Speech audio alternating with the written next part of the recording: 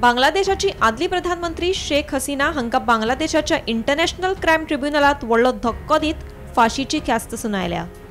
जुलै 2024च्या विद्यार्थ्यांच्या निदर्शना वेळार जाल्ल्या हत्याकांडा खातीर शेख हसीना हांका दोशी थारायल्या।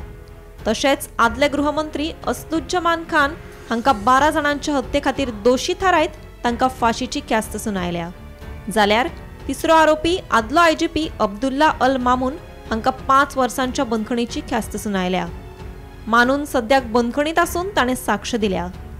न्यायालयान हसीना आनी असदुज्जमान हांच्या मालमत्ताय जप्त करपाचे आदेश दिल्यात।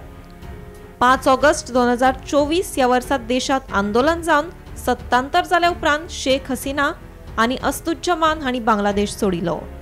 फाटल्या 15 म्हयन्यां सावन ही दोगांय भारतांत आसात।